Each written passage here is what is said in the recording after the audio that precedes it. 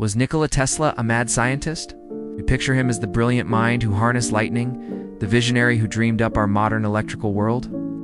But what if I told you the true story is far stranger, filled with bizarre obsessions, crippling phobias, and a love for a pigeon? Let's pull back the curtain on the man, not the myth, and explore the side of Tesla that history often forgets. Every afternoon, like clockwork, Nikola Tesla would leave his New York City hotel and walk to Bryant Park. He wasn't there for a stroll or to enjoy the scenery. He was there for the pigeons. Would spend hours feeding them, talking to them, and caring for any that were sick or injured. This wasn't just a casual hobby. It was an obsession.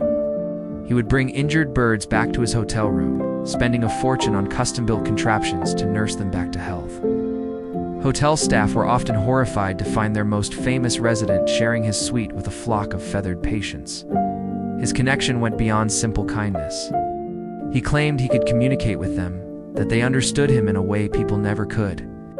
But there was one pigeon that stood above all others, a pure white dove. Tesla described her with an almost romantic fervor. He said she was different, with a unique intelligence and spirit. He once told a friend, "I loved that pigeon as a man loves a woman, and she loved me. As long as I had her, there was a purpose to my life." One night, he claimed the white dove flew into his room through an open window, and he knew instantly she was there to tell him she was dying. He described a blinding light emanating from her eyes, a light more intense than anything he had ever produced in his laboratory. After she died in his arms, Tesla said a vital part of his life's work went with her. He knew his mission was complete. Was this a hallucination brought on by loneliness and immense pressure? Or did Tesla truly share a profound, otherworldly connection with this bird? This intense focus on one creature was mirrored by an equally intense, almost ritualistic obsession with the number 3. It governed nearly every aspect of his daily life. When he stayed in a hotel, the room number had to be divisible by 3. He would walk around a block 3 times before entering a building. When he sat down to eat, he would use a stack of 18 napkins, a multiple of 3, to polish his silverware until it gleamed. He counted his steps, calculated the cubic contents of his food before eating it, and performed actions in sets of 3. Some historians believe this was a manifestation of severe obsessive-compulsive disorder, a way for his powerful mind to exert control over a chaotic world. For Tesla, these rituals weren't just quirks. They were a necessary part of his existence, a framework that allowed his genius to function. Without them, he felt his mental clarity would crumble. Just as strong as his compulsions were his aversions, and they were often just as strange. Tesla had an intense, almost violent hatred for pearls. He couldn't stand the sight of them. If a woman at a dinner party was wearing a pearl necklace, he would become visibly distressed and refuse to speak to her. He once sent his secretary home for the day simply because she was wearing pearl earrings.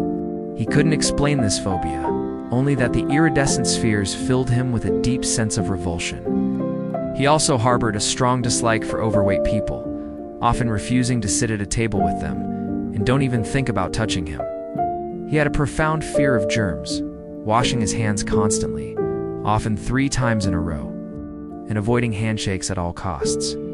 He saw the world as a place teeming with invisible threats, and these peculiar rules were his armor against them. Imagine being a titan of science, reshaping the world with your mind, yet being completely undone by a simple piece of jewelry. Perhaps one of the most talked about aspects of Tesla's personal life was his celibacy. He never married and had no known romantic relationships, aside from his beloved Pigeon. This wasn't due to a lack of opportunity. He was a celebrity, tall, handsome, and brilliant. But Tesla firmly believed that physical intimacy would interfere with his scientific abilities. He saw it as a distraction, a drain on the vital mental and spiritual energy he needed for his work. He once stated that he felt he could never be worthy of a woman, viewing them as superior beings. He channeled all of his passion, all of his life force, into his inventions. He felt that by remaining chaste, he could maintain a higher level of clarity and focus, allowing his mind to reach realms of discovery that others couldn't. His brain was his entire world, and he guarded its purity with an almost monastic devotion.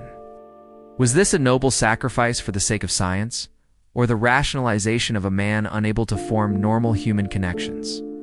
So we're left with this incredible paradox. A man who could visualize entire complex machines in his head, who could command electricity, but who was also a slave to rituals, phobias, and an inexplicable love for a bird. Do these eccentricities diminish his genius?